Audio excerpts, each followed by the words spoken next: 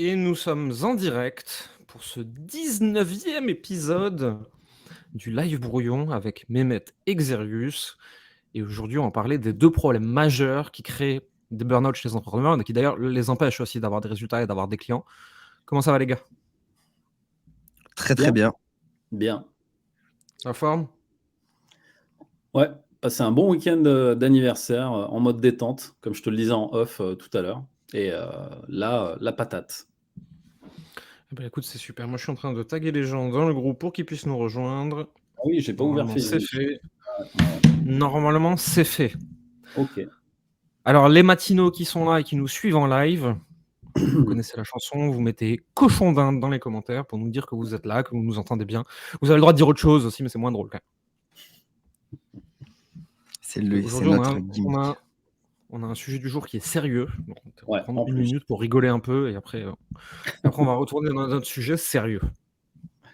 Et mettez des cœurs. Plus vous mettez des cœurs et plus le live est partagé par l'algo de Facebook. Alors, est-ce qu'on a des matinaux ce matin? Ouais, ça Est-ce commence. qu'on a des matinaux? Est-ce qu'on a des cochons d'Inde? Yes.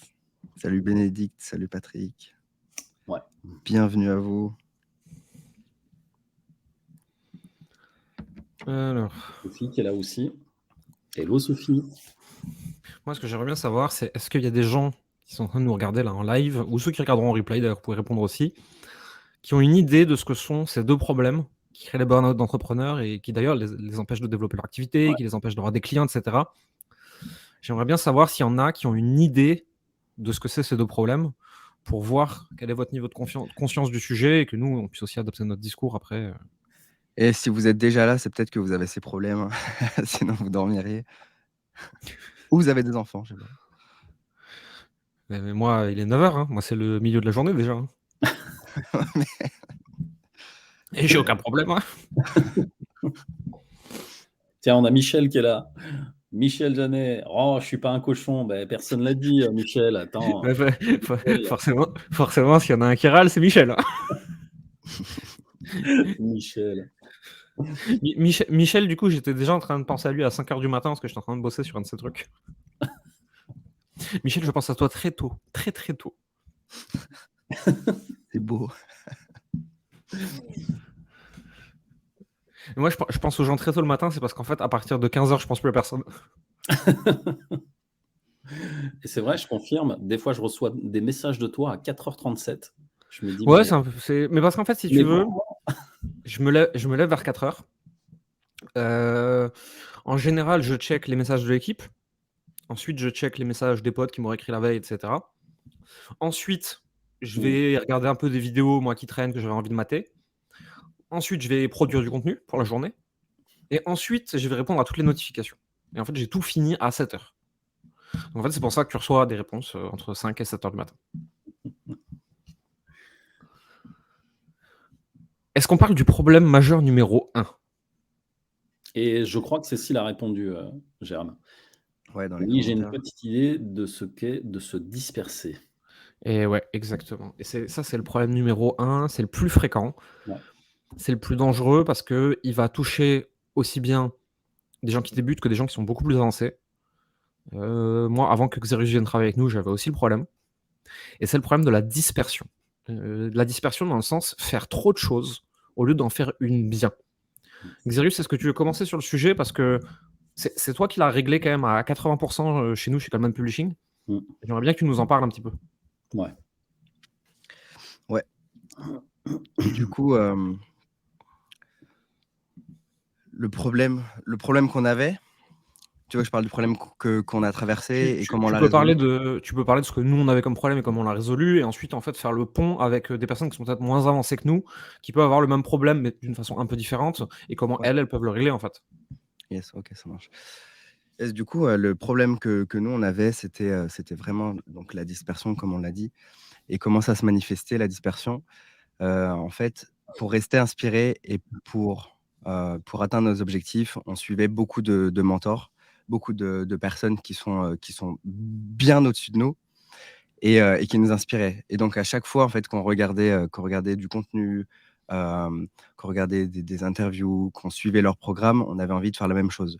Et il y a un sous-problème qui par rapport à ça, c'est qu'en fait, la plupart des gens qui réussissent ont une grosse force de conviction et tu as envie de les écouter et tu as envie de faire ce qu'ils disent.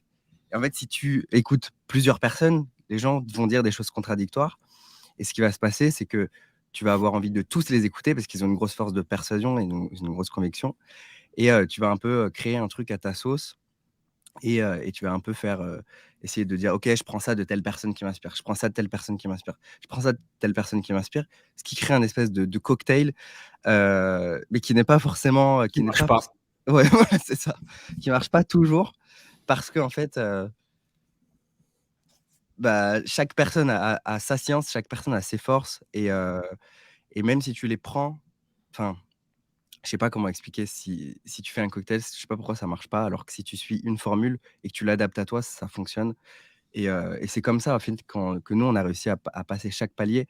C'est en se disant: «OK, on met des œillères, on applique, on applique, on applique».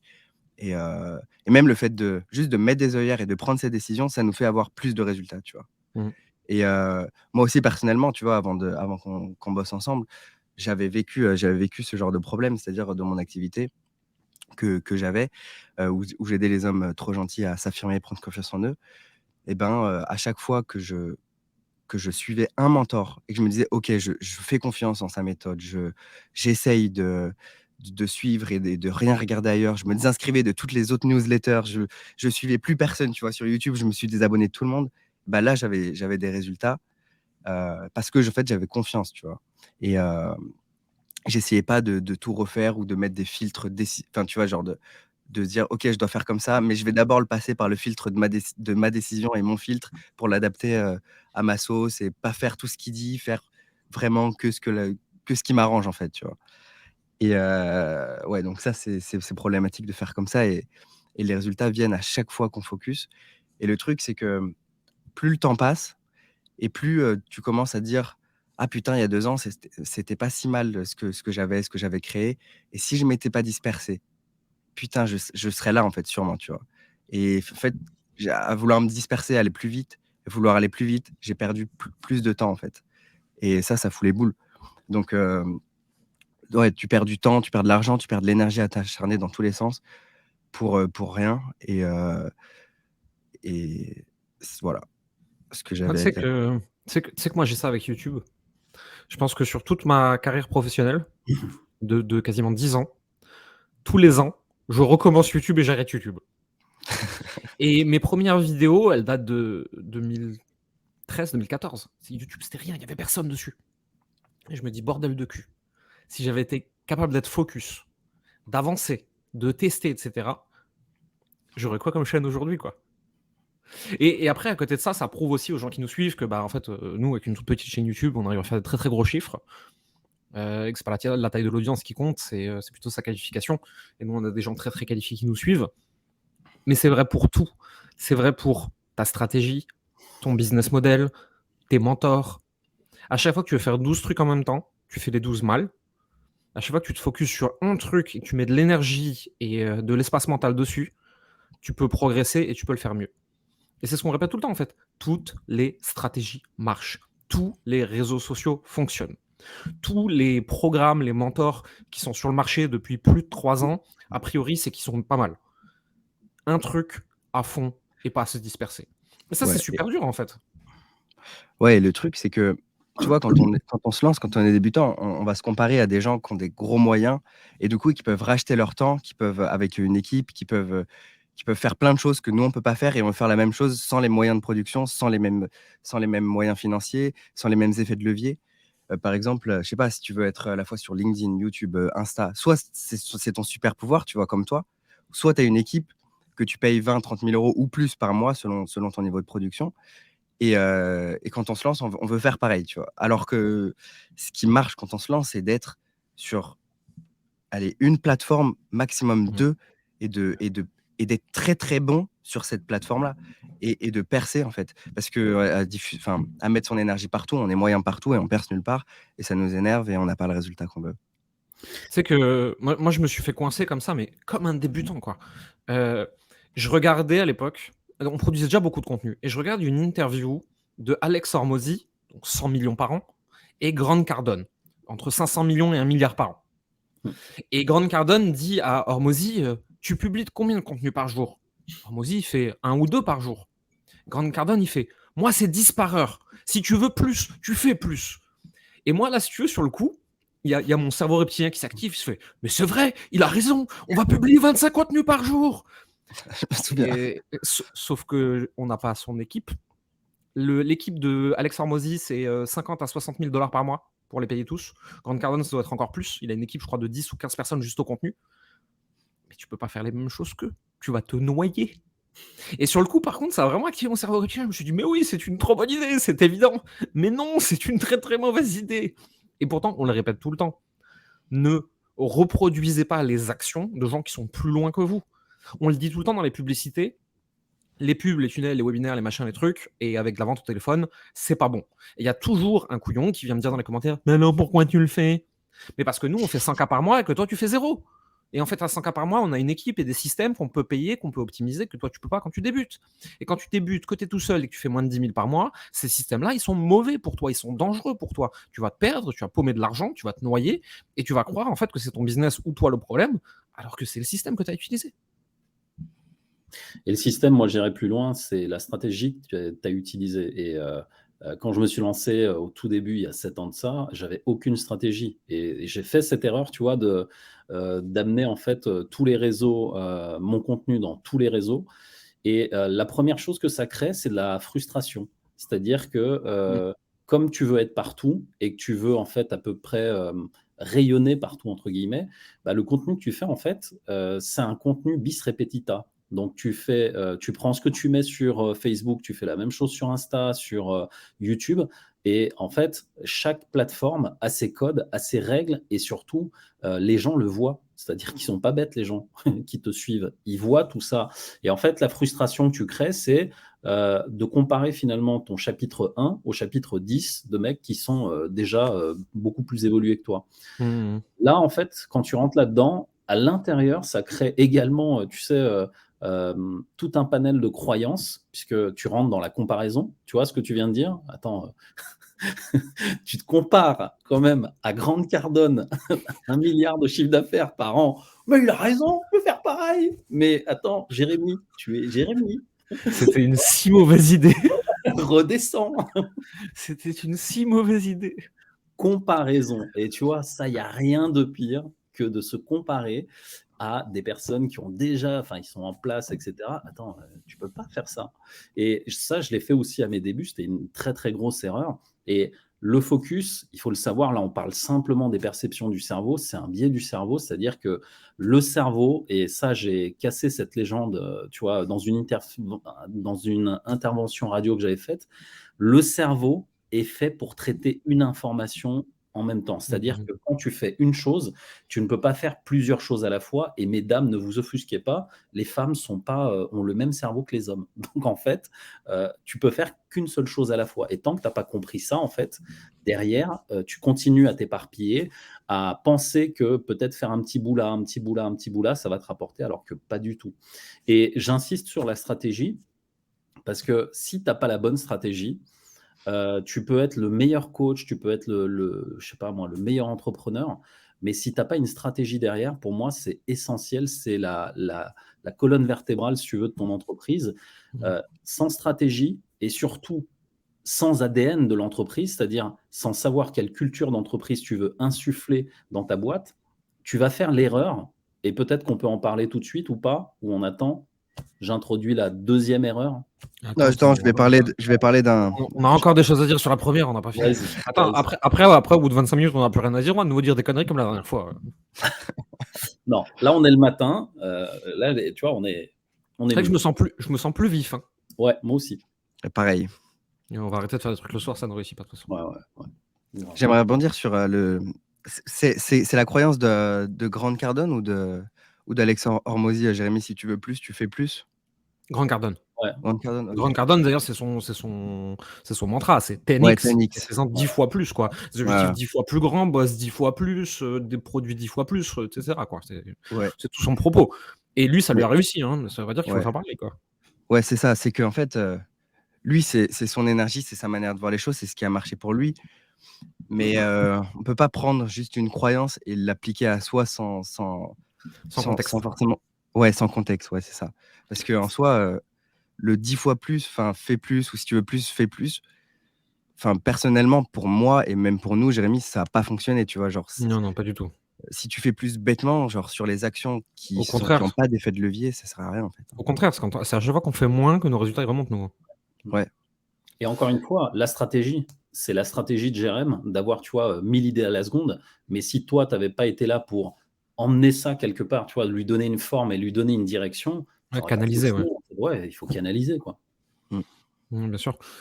Et après, le Grant Cardone, il y a un contexte très particulier. Je suis en train de lire le bouquin de sa femme, Empire, donc de Helena Cardone, qui est sympa, intéressant, un bouquin américain, hein, mais qui explique globalement, à un moment, ils avaient quelques dizaines de millions, il y a eu la crise de 2008 des subprimes, ils ont quasiment tout perdu. Ils ont perdu leur statut social, ils ont perdu leur argent, ils ont perdu plein de trucs. Et c'est Helena Cardone qui allait en disant, OK, on va faire plusieurs milliards. Et l'autre, il a fait une attaque de panique, hein, bien sûr, ce qui est une réaction complètement normale à ce moment-là, tu vois. Et elle lui dit, non, non, on va le faire. De quoi tu as besoin? Et en gros, ils ont mis toute leur vie, entre parenthèses, pour se dédier à un but. C'est-à-dire que ce mec, c'est sa femme qui l'envoyait au turbin tous les jours, en mode tu vas bosser 16 heures par jour, tu reviens pas tant que t'as pas fini. Et elle l'a drivé, elle l'a canalisé, etc. Et pour un mec avec le profil de Grant Cardone, ça a vachement de sens, et probablement qu'ils arriveront à leur objectif. Déjà, si t'as pas le contexte familial pour être capable de faire un truc comme ça, je parle même pas de milliards, hein, je parle de l'ultra focus, du toujours plus. Déjà, ça a aucun sens. Et si derrière, en plus, c'est pas ce que tu veux dans la vie, ça a encore moins de sens. Et donc, en fait, c'est là que bêtement, on tombe dans le piège de recopier la méthode de quelqu'un qui marche pour lui, mais qui n'est vrai que pour son contexte à lui. Et si toi, tu fais pareil, tu niques juste toute ta vie. Ouais, et même les objectifs, parce que tu vois, genre, tout le monde ne veut pas des milliards, et tout le monde ne veut pas des millions, et Mais chacun a oui, sa réussite. Et c'est ce qu'on prône, genre, les réussites normales, tu vois. Et ouais, la bien sûr. réussite normale, elle passe également effectivement par les personnes qui sont autour de toi. Tu vois, ce que tu viens de dire, je trouve ça très intéressant et important. Si les personnes autour de toi, donc ta famille, ta femme, je sais pas, le conjoint, la conjointe, la personne qui partage ta vie, déjà te soutient pas dans ce que tu es en train de faire, déjà pour toi, c'est compliqué. Bien Et sûr. si de ce point de vue-là, tu t'entoures pas de personnes qui sont comme toi, qui pensent comme toi, qui veulent aller là où tu veux aller, forcément, déjà en termes de mindset, tu es perdant. Mais deuxième chose, moi, je reviens toujours sur l'écologie. La majeure partie des personnes, et surtout de ceux qu'on coach dans Fast and Slow, ne respectent pas deux choses. La première, c'est leur écologie. C'est-à-dire, tu vois ce qu'a dit Xerius tout à l'heure, ce que fait Grant Cardone, c'est pas adapté pour moi. Bah ouais, parce qu'en fait, ton rythme et le sien sont pas du tout les mêmes. Les Américains, ils sont toujours en mode winner, le profil des battants, on en fait toujours plus, on se donne à fond, etc. Il y a un esprit de compétition.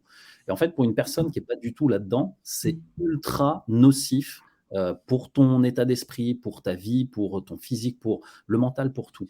Et à côté de ça, en fait, le simple fait de te dire que tu n'es pas Grant Cardone et de respecter ton écologie, ça va te permettre simplement d'être aligné et de faire les choses comme toi, tu le sens. La deuxième chose, c'est la récompense. En France, on a la mentalité du travailler dur. Donc, du travailler dur, faire des efforts, et surtout quand tu t'en chies et que tu t'en chies vraiment, tu le dis à personne. Et en fait, quand tu es là-dedans, tu te crées toi-même une espèce de bulle pour aller vers le burn-out, vers la dépression, vers des choses qui sont nocives pour toi. Et en fait, on devrait aller à l'opposé en allant plus vers la récompense de soi. Et cette récompense de soi, elle te donnerait justement beaucoup plus d'oxygène et beaucoup plus de force pour avancer. Et je le vois chez des entrepreneurs. J'ai discuté il y a 3 semaines de ça avec un entrepreneur qui fait vraiment presque, je crois, 200 ou 300 000 euros de chiffre d'affaires par mois. Je lui dis, c'est quand la dernière fois que tu t'es récompensé? Il dit, mais comment ça? Je dis, bah, je sais pas, prends ta femme, tu vas faire un week-end, tu vois, bord de mer, tu te prends un palace, j'en sais rien, tu fais ça? Ah non, non, non, non, pas le temps, non. Mais attends, enfin, tu construis un truc pour pouvoir kiffer ta life ou tu fais quoi en fait? Je dis non, mais moi, mon objectif, c'est d'être le meilleur dans ce que je fais. Ok, enfin, à un moment, est-ce que tu te dis merci? Est-ce que, je sais pas, Et la manière dont il traite la même façon ses équipes, euh, les personnes qui sont autour de lui. Donc en fait, il a déjà créé sa bulle Et il a Mmh. emmené des gens avec lui. Et ça, il y a rien de plus dangereux pour vous, pour la suite. Ouais, c'est en vrai ce que tu dis, ça fait ultra sens, ça résonne en moi parce que j'ai fait l'erreur que tu dis tu sais, de créer ma bulle et de me dire: «J'ai plus le temps de voir mes potes et j'y vais à fond vers mon objectif et je travaille dur et je souffre et je m'isole» et au final ça m'a juste amené à la frustration, de la colère et maintenant j'ai l'envie de kiffer aussi, tu vois? Parce que Je me c'est pas la clé. je me souviens quand tu as commencé à gagner un peu plus d'argent, la première chose que je t'ai dit, c'est: «Crame-le». Bah, Ouais. regardez, ça va pas la tête ou quoi? Ça va pas, je vais l'investir. Crame-le, ça va te faire du bien. Crame-le. Et c'est un conseil qui est difficilement audible, hein, pour la plupart des gens et attention, c'était Xerius dans son cas particulier, je vous dis pas de faire la même chose, tu vois? C'est juste que Xerius, par rapport à ce qu'il gagnait, par rapport à l'âge qu'il a, par rapport à l'effet de levier qu'il a, par rapport à sa courbe de progression et cetera, à ce moment-là pour lui, le meilleur conseil à l'instant T, c'était crame-le. Le deuxième meilleur conseil, c'était forme-toi et arrête de me faire chier pour investir 5 000 balles, alors que d'ici 1 an, tu pourras en investir 50 000 et d'ici 5 ans, tu pourras en investir 500 000, quoi. Ouais, j'espère. Mais après, c'est un conseil très particulier, dans un cas particulier. Mais ouais, kiffer, pas oublier de kiffer, quoi. Sinon, ça sert à quoi? Ouais, tu m'avais dit aussi, je crois que tu m'avais dit: «Achète une montre et amène ta Et ta femme». achète-en une à ta copine. Ouais, c'est ça. Moi, quand j'ai commencé à gagner de l'argent, c'est les premiers trucs que j'ai fait, hein. Je me suis La acheté une montre chère qui me faisait envie et j'en ai acheté une à ma femme. Et j'ai cramé l'argent comme ça. Et je le regrette pas une seconde, hein. la Après, mon personne dont contexte je vous personnel fait parlais que je pouvais le faire, quoi. pardon. Vas-y, vas-y, Matt. La personne dont je vous ai parlé tout à l'heure, il faut savoir, elle était ingénieure, dans l'aéronautique. En fait, la personne est sortie d'une prison pour s'en créer une nouvelle à l'image de l'ancienne. Classique. Donc, si tu fais pas comme, ce que vient de faire Jérém, en fait, déjà, loi de l'abondance, moi d'abord. Tu sais, quand on dit aux gens, moi les personnes que j'accompagne, j'ai encore, un start-upper, qui a lancé un truc qui devient très colossal. Je lui dis: «La première chose, même si tu as quasiment rien dans tes caisses en termes de chiffre d'affaires et tu sais que tu as tout réinvesti et cetera, tu te payes Paye-toi. toi d'abord, tout le Ouais. temps, tout le temps». C'est comme la récompense, tu vois? C'est toi d'abord. Si toi tu vas mal, ton entreprise elle vit comment? Je connais des boîtes qui font des millions par an, qui sont valorisées en dizaines de millions. Le CEO qui objectivement, il en chie beaucoup plus que moi parce qu'il manage une équipe de malades et cetera, Ouais. se paye moins que moi. Oh, waouh, waouh. C'est faux, hein? Et ça, c'est le problème d'entrepreneur, quoi. Un classique. C'est de retomber finalement dans les carcans, du piège du salariat et se reconstruire finalement, ce qu'on a connu dans le salariat. Faut trouver en fait le juste équilibre Ouais. entre, se faire kiffer, tu as bossé pour, et pas tomber dans le hedonic treadmill. Je sais pas comment traduire ça, c'est la roue du hamster hédonique. À savoir, je monte mon train de vie et donc en fait, j'ai besoin de toujours plus d'argent et donc je me sens toujours moins en sécurité et cetera. Et nous, par exemple, là, on est en train de changer d'appart parce qu'on veut plus grand, plus beau, plus machin, plus truc. Je vois le loyer, nous on est dans une région très très chère de France. Je vois le loyer de ce qu'on veut, je fais oh là là, tu sais, factuellement, financièrement, je peux tout à fait le payer, il n'y a aucun problème, hein. Mais juste psychologiquement, je vois ce loyer-là, tu vois. Je me dis dans une autre région de France, j'ai un château pour ce prix-là, tu vois. Là, c'est un appart. Et je suis oh là là, et tu vois, je vois toutes mes peurs internes qui s'activent et tout. Et au bout je fais vas-y, nique sa race. Et je postais l'autre jour dans le groupe, justement, et je disais à ma femme, tu fais ouais, c'est cher. Non, c'est pas raisonnable. En fait, on investit sur notre bien-être et notre état mental. Et de toute façon, au pire des cas, on se barre, quoi. Si on se rend compte au bout de 6, 8, 12 mois que c'est trop cher, on s'en va. C'est pas grave. Ouais et en vrai, Et sûrement oui, que ça va revenir. et Comme ça a surtout déjà commencé à revenir. et surtout, enfin, en faisant ça, il y a une chose importante que tu dis pas aussi, c'est que, ton appartement, ça entre guillemets «ton siège social». Ouais. C'est-à-dire que c'est quand même là où tu vas passer le plus clair de ton temps à Oh, bosser. là, je veux prendre des bureaux, par contre. J'en ai marre. Je suis arrivé à un stade. Là, surtout, on a un projet enfant là qui va arriver tout doucement. Travailler de la maison, c'est plus possible. Tu vois, c'était confortable, c'était pratique. Ouais. Mais ça fait que tu bosses à des heures de merde. Ça fait qu'il n'y a pas de limitation entre la maison et le boulot. Mmh. Je veux prendre des bureaux, moi, ce sera très bien. Mmh.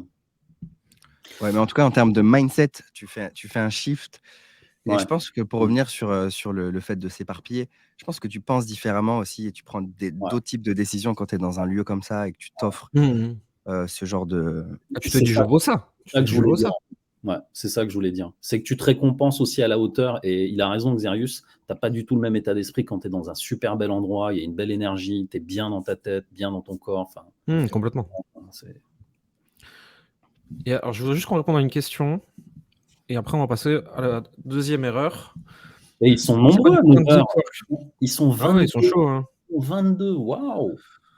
Waouh! Ouais, d'habitude, il y a moins de gens en live. Alors, ce qui est marrant avec ce live, c'est qu'il y a quasiment jamais personne en live et qu'on a des centaines de vues en replay ensuite. Je trouve ça Ah, c'est marrant. ouf, c'est ouf. Vous pensez quoi du bouquin Deep Work? C'est bien, au même titre que The One Thing et tous ces bouquins de focus et de productivité. Moi, je suis pour. Est-ce que ça mérite un bouquin entier pour dire aux gens coupez-vous des distractions et bossez sur un sujet à la fois? Je suis pas certain. Maintenant, c'est un très très très bon conseil. Le fond du livre. Ouais, moi je l'ai pas lu, donc j'ai pas d'avis. Par contre, je l'applique Moi non et plus. ça a changé ma vie. Je viens de m'aménager un bureau ce week-end, comme ça je travaille plus sur mon lit dans mon salon. Est-ce que je fais plus clair pour les enfants? Ça, c'est un gros problème des entrepreneurs qui bossent de chez eux. Je l'ai longtemps eu. Déjà, l'entourage comprend pas qu'on travaille. Moi, je me souviens quand j'allais chez ma famille, ma mère qui me disait à 15h, on va voir Tata. Ben non, je bosse. Mais t'es à la maison. Oui, je bosse. C'est horrible. Si j'étais au bureau, est-ce que tu m'appellerais pour que je quitte le bureau pour aller voir Tata? Donc, il y a déjà ça. Et bosser sur son lit, faut pas faire ça. Moi, j'ai une phrase, justement, c'est ma femme qui me ressort ça quand elle veut me taquiner, elle me met un peu de l'huile sur le feu. Elle me dit: «Mais arrête, t'es fatigué? Mais arrête. T'es assis toute la journée là, t'es sur le canapé avec ton ordinateur, ton télé. Arrête, tu travailles pas. C'est pas un travail.»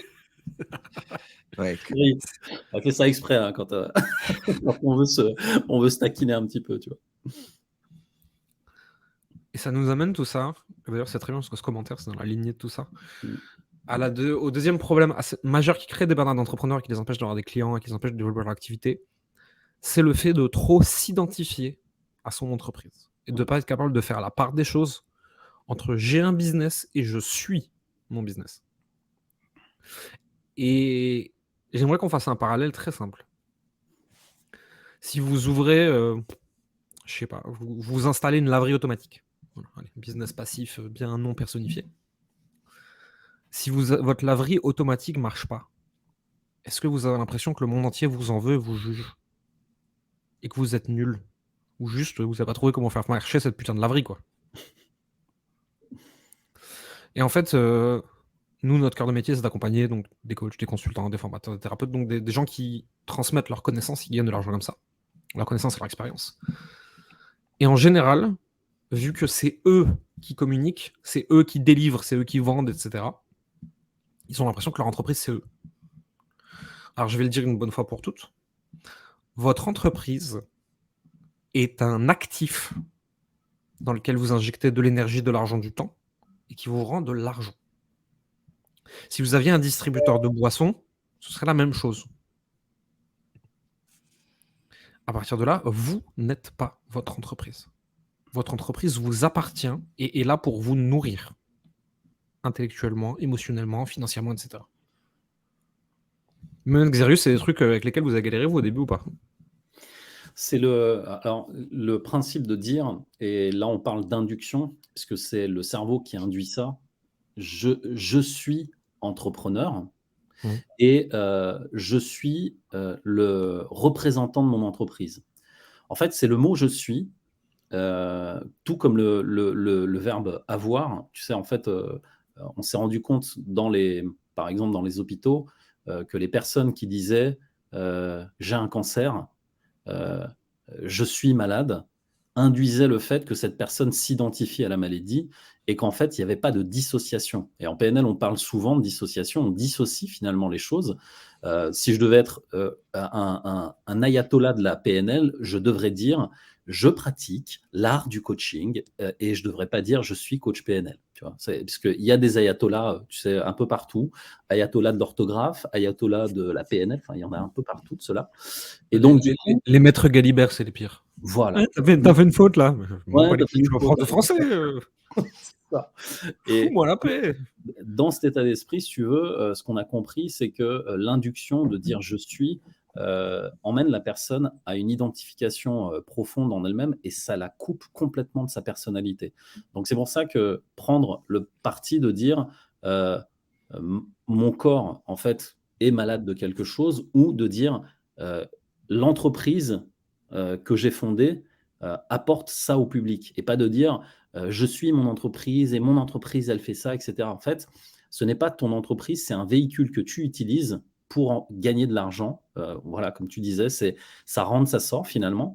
Mais surtout, en fait, moi, l'erreur que j'ai faite au tout début aussi, c'est de dire que finalement, tu vois, comme au début, tu as en fait, tu cette espèce de feu, le feu du début où tu as envie de tout arriver, bousculer le marché, de montrer que c'est toi, que voilà. Et en fait, des entreprises, il y en avait avant toi, il y en aura après toi. Tu n'es pas, comment dire, différent des autres, mais surtout, l'entreprise en elle-même a une structure en fait, qui est, comment dire, déjà là, si tu veux, pour quelque chose. Tu n'es pas là en fait pour représenter cette chose. Et Mmh. à l'inverse, par contre, et ça, c'est il faut changer de canal. On n'est plus dans le canal «je suis mon entreprise», on est dans un canal de communication. C'est-à-dire que oui, tu as une entreprise sur laquelle tu communiques avec ta personnalité. Et en fait, si tu veux, j'insiste sur ces points parce que moi, je me suis pris les pieds dans le tapis là-dessus au tout début. Sortez de l'identification de votre entreprise. Vous êtes auto-entrepreneur, vous êtes peu importe ce que vous avez comme statut. Le simple fait de dissocier en fait que c'est un véhicule, mais par contre que le canal de communication que vous utilisez, comme on l'a dit au début, sur un réseau et mettre tout votre focus là-dessus en représentant votre personnalité, c'est deux choses complètement différentes. Ouais. Moi, j'ai eu ces problèmes aussi, au début et alors, je me suis lancé, sur internet au tout début, je faisais de l'e-commerce et là, c'était facile de pas s'identifier puisque, bah, du coup, tu as ta boutique ou tu as tes boutiques et genre, c'est pas toi, par contre, c'est toi qui les gères Mmh. et enfin, quand la boutique, fonctionne pas, dans tous les cas, l'échec, tu as l'impression que c'est dû à toi et en soi, genre, tu es responsable puisque c'est toi qui l'as monté. Hem, mais par contre, quand je suis passé au niveau, dans le coaching, d'abord coaching, j'ai aidé les thérapeutes, ensuite, je suis passé sur du mindset et j'ai fait plein de choses.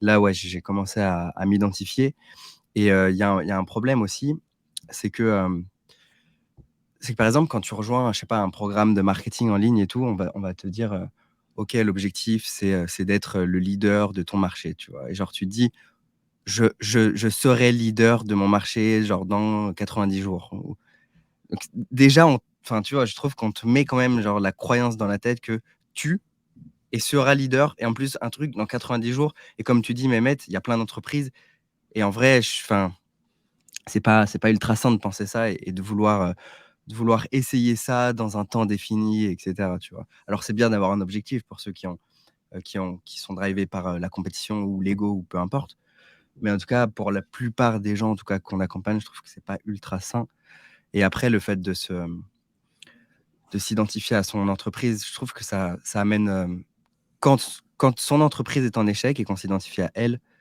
c'est ça qui amène aussi donc au burn-out et c'est le sujet du live.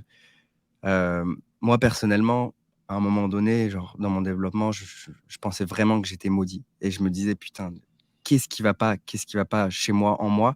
et c'est à force de penser ça parce que je réussissais pas, parce que je m'identifiais à mon entreprise, heu, ça se sentait dans mon énergie, j'étais dans le manque, j'étais pas bien, donc j'attirais encore moins de personnes. Lors de mes webinaires que je faisais, j'étais en mode, «Putain, j'ai plein de touristes qui viennent dans mes webinaires et genre, pourquoi moi j'ai des touristes et les autres ils ont des clients?» et je suis vraiment en échec, genre ça doit être mon énergie et je m'identifiais et quand j'ai réussi à switcher ça au fur et à mesure, en fait, comment j'ai switché ça pour les personnes qui me regardent, j'ai bossé avec plusieurs entrepreneurs sur internet et je me suis rendu compte qu'ils avaient les mêmes problématiques et qu'en fait, c'était pas du tout personnel. C'est-à-dire que les gens, les touristes, les gens qui t'insultent, les machins, en fait, tout le monde en a, les no-shows au niveau des appels. Au début, tu le prends personnellement, mais après, tu te rends compte que c'est pas toi. Juste toutes les entreprises ont ces problèmes-là et si tu travailles même avec, je sais pas, des entreprises, des SaaS, d'autres types d'entreprises, ils ont exactement les mêmes problèmes. Les no-shows, les Mmh. gens qui viennent pas, les touristes, les tout le monde a les mêmes problèmes et en fait, à partir du moment où tu comprends que c'est pas toi le problème, bah, tout change parce qu'en fait, tu as tu as une entreprise, ton entreprise a des problèmes. Ces problèmes-là, c'est les mêmes problèmes pour toutes les entreprises. Si tu arrives à devenir la personne qui sait gérer ça, c'est fini. Tu plies le game. Je pense qu'il y a aussi il y a une confusion avec tous ces influenceurs, tous ces infopreneurs en nom propre, etc., qui essaient de devenir des mini-personnalités qui transmettent des choses. Mm. Et je trouve ça un peu dangereux, en fait. Parce que regarde, dans une entreprise traditionnelle, je sais pas, moi, tu fais des flyers, ou tu distribues des cartes de visite, ou tu fais un site internet, c'est pas pour te mettre en avant, c'est pour mettre en avant ton entreprise et tes services, qui certes sont délivrés par toi, mais c'est pour mettre en avant ton entreprise. Et si tu donnes des flyers et que les gens derrière, ils achètent pas, tu te dis pas, les gens viennent pas me voir. Tu te dis, mon service ne les intéresse pas. Sauf que vu qu'on communique sur les réseaux sociaux, on a tendance à switcher ce truc, à se dire, les gens viennent pas me voir, je les intéresse pas, ce que je dis, ils s'en foutent. Non. Le positionnement de ton entreprise et ce que tu dis, comment tu le dis et ce que tu vends ne les intéresse pas encore. Ça n'a rien à voir avec toi. Et oui, certes, tu peux devenir un meilleur communicant, mais le meilleur communicant de la Terre, tu lui files une offre que personne ne veut acheter, ça change rien. Et c'est pour ça que d'ailleurs, avec nos clients, on commence toujours pareil. C'est cible, positionnement, offre, audience. C'est chiant, c'est les bases. Mais tu sais quoi? Moi, aujourd'hui, régulièrement, j'ai des clients one-one qui sont beaucoup plus avancés. Tu sais ce que je fais avec eux alors qu'ils font 55 000 balles par mois? Cible, positionnement, offre, audience. Ah, ils sont pas contents le premier mois quand on repasse là-dessus. Moi, ça, je connais déjà. Non, tu connais pas, sinon tu n'aurais pas les résultats que tu as. Sinon, tu aurais 3 fois plus de résultats. Et je répète toujours la même chose. Si tu veux, Nadal, il gagne avec quoi au tennis? Avec des saltos arrière triple retournés sur planche à voile? Non, coup droit, revers. Ce que tu apprends à la première heure de tennis de ta vie. Juste qu'il est fait mieux que toi. Ouais. Parce qu'il a, il a fait 1000 fois un coup qui marche. Et tu sais, il y a le commentaire là de Patrick que je trouve intéressant par rapport au reste du salariat. Tu sais, le fait justement de se dire que quand tu vas aller en société, on va te dire, mais qu'est-ce que tu fais dans la vie? Et c'est vrai que cette question, elle induit le fait, je suis. Voilà. Et le fait de dire, je suis entrepreneur ou l'idée, en fait, c'est comment tu le formules et surtout ce que ça veut dire pour toi. Tu sais, la différence entre je suis coach et j'ai une entreprise qui vend du coaching et de la formation, c'est complètement différent. Et c'est vrai que on en reparle assez régulièrement ensemble, mais la méthode que tu viens d'expliquer, c'est celle dont parlait Xerius tout à l'heure, c'est le One Place Funnel. En fait, tu as une stratégie, tu connais super bien ta cible et ça répondra aussi finalement à la question de Cécile qui demandait, tu sais, est-ce qu'il faut avoir un objectif? Oui, avoir un objectif, c'est bien, mais connaître ton marché, savoir quels sont les besoins des personnes que tu veux aider, comment en fait tu vas délivrer le résultat. Et tout ça, c'est, encore une fois, j'insiste, mais la stratégie. Et si tu n'as pas la stratégie pour ça, bah, tu irais nulle part en fait. Exactement. Il nous reste un peu moins de 10 minutes. Est-ce que de ceux qui sont là en live, vous avez des questions? Ou est-ce qu'on continue juste à déblatérer sur nos sujets? Parce qu'on a toujours des trucs à dire, donc vous inquiétez Moi, pas. j'ai une question pour ceux qui sont là. Par curiosité, j'aimerais bien savoir comment est-ce que vous vous décrivez? Est-ce que vous dites je suis coach? Est-ce que vous dites j'ai une entreprise de coaching ou je monte mon entreprise de coaching? Comment vous vous décrivez? C'est une question intéressante, ça. Moi, je réfléchissais, parce que je parlais avec des gens l'autre fois qui ne sont pas de nos milieux, etc. Et je dis, je suis entrepreneur, parce que vraiment, c'est mon identité, je suis entrepreneur, mais si tu veux, entrepreneur au sens large, tu vois, c'est-à-dire que toutes les entreprises que j'ai montées collent avec mon identité, et le fait que j'en montrerai d'autres après collent avec mon identité là-dessus, tu vois. Et mon réseau, mes centres d'intérêt, tout, juste factuellement, je suis entrepreneur, tu vois. Par contre, quand on me demande, ah ouais, tu fais quoi? J'ai le réflexe de, j'ai une entreprise de formation et accompagnement business, marketing. Ouais, je me souviens. Quand on était à Paris, tu avais dit ça au mec de la location et ça m'avait choqué. Enfin, non, je me suis dit, ah tiens, il se décrit comme ça, c'est intéressant, tu vois. Ouais, tu vois, c'est entrepreneur, c'est mon identité, mais mon entreprise n'est pas mon identité, en fait. Et moi, depuis peu, j'ai changé ça aussi. Comme ça, on donne un peu de matière à ceux qui nous écoutent, puisque je vois les commentaires arriver. Moi, les personnes qui viennent me voir quand je dis coach, il y a un bug, il y a erreur 404, les gens, ils me regardent comme ça, coach PNL. Oui, ils ne comprennent pas. Ils comprennent pas. Donc, je préfère dire, j'ai une entreprise dans l'accompagnement et la formation. Tu vois, accompagnement, formation des dirigeants. Et là, ça parle beaucoup plus.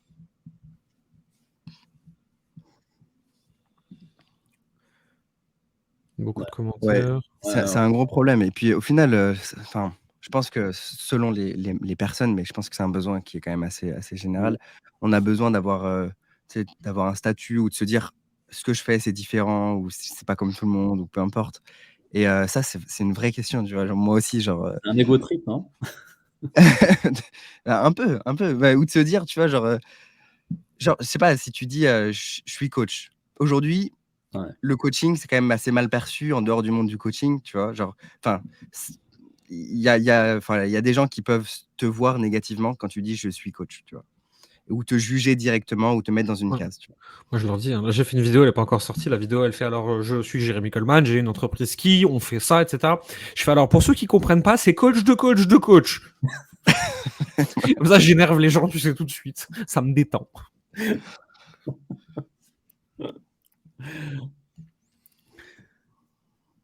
Ouais, c'est vrai.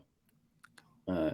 Ouais, c'est exactement ça. C'est Le exactement ça. fantasme du ouin-ouin unique. C'est: «Ouais, mais moi, je le fais, c'est moi qui ouah, moi». En fait, il y a un truc qui est très C'est mieux, c'est sur révélateur. LinkedIn. Pardon, et je te dis, Non, non, il y a vas-y. il y a un truc qui est très révélateur, c'est les personnes qui commencent leur phrase par: «Moi je».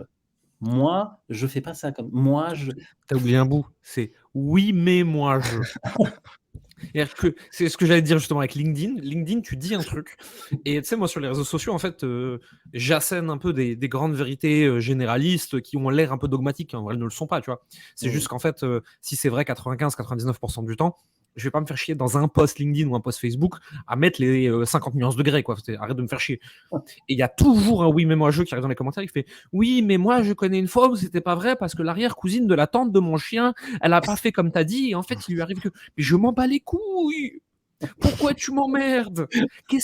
Pourquoi tu viens faire l'intéressant sous mon poste pour te trouver plus intelligent que moi, pour venir me contredire avec un cas particulier qui n'arrivera plus jamais, alors que j'essaye d'assigner une généralité pour que le plus de gens possible puissent se reconnaître dedans et apprendre un truc. Et il y a toujours un couillon, mais oui, mais moi je sais pas, différent. Ah, tu me saoules, je les bloque. Je leur réponds même plus, je les bloque. Heu, Tu fais quoi dans la vie? Oui, mais moi, je Je suis bloque des coach. gens. Je bloque des gens. c'est ça. Vous parlez de ne pas s'identifier à ce que l'on fait, en même temps, il faut que nos clients puissent s'identifier à nous. Oui, Canal de communication. Ouais. parce que les gens achètent ce que vous êtes plus Mmh. que ce que vous faites, parce qu'en fait, ce que vous faites, c'est exactement ce que font tous les autres comme vous. Et donc la différenciation, elle est où? C'est votre personnalité. Mais derrière, en fait, ils achètent votre service. C'est pas vous qu'ils achètent. La réalité, c'est ça. C'est bien sûr, on a tendance à utiliser pareil des grandes phrases qui sonnent bien. Les gens achètent qui vous êtes parce que vous faites. Non, ils achètent ce que vous faites. C'est juste que dans un marché qu'on appelle atomisé, dans un marché qu'on appelle mature, tous les services sont sensiblement les mêmes. Qu'est-ce qui fait la différenciation? C'est votre personnalité. Et donc, en fait, c'est pas qu'ils achètent ou ils achètent pas votre personnalité, c'est qu'ils adhèrent ou adhèrent pas à votre personnalité par rapport à eux-mêmes. Et donc, en fait, ça sert à rien d'essayer d'être quelqu'un d'autre. Vous êtes vous. Vous mettez votre service en avant. C'est votre service qu'ils achètent parce qu'ils ont eu plus d'affinité avec vous qu'avec un autre. Quand on va voir un psy, tous les psys, c'est la même chose quasiment. Qu'est-ce qui fait la différence? Ils font tous la même chose. Et ben en fait, il y en a un avec qui on a du feeling. Et il n'a pas besoin de feinter ce feeling. Mettez-vous en avant comme vous êtes. Mettez vos services en avant correctement. Et les gens achèteront vos services parce qu'ils ont aimé la façon dont vous vous comportez. Et Et là, il y a des c'est gens qui très, n'aimeront pas. là, c'est super important et j'aimerais même appuyer sur ce que tu dis. Je sais qu'il y a beaucoup de personnes, de coachs, d'accompagnants qui ont ce problème-là et qui se disent: «Oui, mais moi, j'aime pas me vendre». Et du coup, si tu arrives à faire la différence entre toi, Jérémy, tu dis: «Ils achètent vos services», tu mets en avant tes services. Du coup, c'est tes services que tu vends, mais Ouais. tu te vends pas, genre tu vas pas dans la rue te vendre, quoi. Et enfin, Le ça, canal c'est de le hyper canal de important. communication, je vais rebondir aussi sur ce que tu dis, Xerius. C'est ce que je disais, en fait, tout à l'heure. Le canal de communication, peu importe, en fait, ce que vous faites, aujourd'hui, regardez juste le marché des hamburgers. Qu'est-ce qui fait que vous allez chez Burger King ou qu'est-ce qui fait que vous allez chez McDo, en fait? Et Mm. la manière dont sont vendus les hamburgers, pourtant, c'est les mêmes burgers, c'est de la viande, 2 sandwichs, une sauce dedans, un cheese et voilà. Et l'idée, en fait, c'est comment vous amenez ça, en fait, la manière et le canal de communication que vous allez utiliser qui va faire la différence. Et aujourd'hui, il faut le savoir, dans le programme Fast and Slow, justement, j'ai un module que j'anime tous les lundis qui s'appelle Connaissance de soi. La première des choses que vous devez faire quand vous vous lancez dans l'entrepreneuriat, peu importe le domaine, vous êtes coach, consultant, thérapeute, on s'en fout, commencez par vous. Commencez par savoir qui vous êtes, qu'est-ce qui vous fait du bien, qu'est-ce qui est facile pour vous, plus challengeant. Allez dans le détail de ça. La plus grosse connerie que fait un entrepreneur avant de se lancer dans n'importe quel domaine, c'est qu'il ne connaît pas justement sa zone d'excellence, sa zone de progression, dans quoi il est bon, dans quoi il doit s'améliorer, ou simplement, comme a fait Jérémy, déléguer. D'accord? Il y a des choses, tu ne pourras pas tout faire dans ton entreprise. Donc, commence déjà par ça. Et si tu ne sais pas faire, je sais pas, viens nous voir ou prends-toi un coach qui est spécialiste de ça. Mais commence par toi. J'ai rien à ajouter d'intelligent, même tu as tout dit. Et ça tombe bien, parce qu'on arrive à l'heure de fin. Parce que les deux, là, si je les laisse parler, on est là jusqu'à 14h, Voilà, et moi oui. j'ai des trucs à faire. Hein. Ouais. Et je vous connais là, les deux, ça papote. En plus, ça, ils disent des trucs intelligents. Et après, à midi, on est toujours là, et puis moi, je peux pas manger, après, je peux pas faire ma sieste, après, je suis grincheux. Voilà, ouais. Il faut éviter le Jérémy grincheux, c'est vrai. Ah putain, c'est un cauchemar. Ma pauvre femme qui supporte ça toute l'année, la pauvre. Je suis souvent grincheux, en plus. Je suis très Force à souvent toi, Marie. grincheux. Alors, je vais juste lire le dernier commentaire. Je suis d'accord avec toi, Jérémy. En tant que psychologue, au-delà du feeling, les patients achètent des compétences spécifiques, traumathérapie, ouais, exactement, qui ne peuvent pas mettre en place par eux-mêmes. Oui, la deuxième composante, c'est bien évidemment le feeling qui va conditionner la qualité de l'accompagnement. Plus que la qualité, en fait, à compétences équivalentes, dans un marché où les gens ils font pas la différence entre un psy et un autre, ils vont regarder avec lequel ils se sentent bien, mais ne serait-ce que pour aller le voir la première fois, tu vois, et après de rester. Donc, mais ça, c'est un truc, vous pouvez pas agir dessus. Vous pouvez juste montrer profondément qui vous êtes vraiment, en vous disant, il y a des gens qui vont se reconnaître là-dedans et d'autres pas. Et c'est très bien comme ça, en fait. C'est ça d'essayer de feinter qui on est pour avoir plus de clients. Juste montrer qui vous êtes de la meilleure façon possible, montrer vos compétences. Il y a des gens qui vont matcher, d'autres pas. Et ce sera notre mot de la fin. N'hésitez pas à mettre cochon d'Inde dans les commentaires pour finir. Alors pour ceux qui viennent d'arriver et qui se demandent c'est quoi ce bordel encore, je dis toujours la même chose, c'est que je veux que des gens qui débarquent après coup, ils voient une armée de cochons d'Inde dans les commentaires, ils se disent qu'on est tarés. Et donc en fait, il n'y a que les gens marrants qui vont rester, puis les gens qui sont un peu cons, un peu rigides, etc., qui de toute façon sont des très mauvaises personnes pour être chez nous, et ben, ils vont se barrer en courant et ce sera très bien comme ça. Là, il y en a trop, je peux pas les afficher tout ça, quand il y a trop de gens qui jouent le jeu là. Ah, c'est cool. Et je suis content de voir que le créneau de 9h polarise du monde et il y a plus de monde à 9h finalement. Ouais, c'est bien 9h. Je crois qu'on va garder ça 9h le lundi. Moi, ça me plaît bien en plus. Moi, ça me on dit semble des choses intelligentes. Ouais, c'est ça. On a encore des neurones qui se touchent et tout. ouais. C'est la dernière fois, je lui ai dit 18h. Mauvaise idée, plus jamais. Fin de semaine, fin de journée. Putain, non. Bon, merci à tous ceux qui nous ont suivis en live. Les gars, merci à tous les deux. Et on se retrouve lundi prochain, 9h, pour un sujet qu'on ne connaît pas encore. À plus. Allez, à plus tout le monde. Bye bye.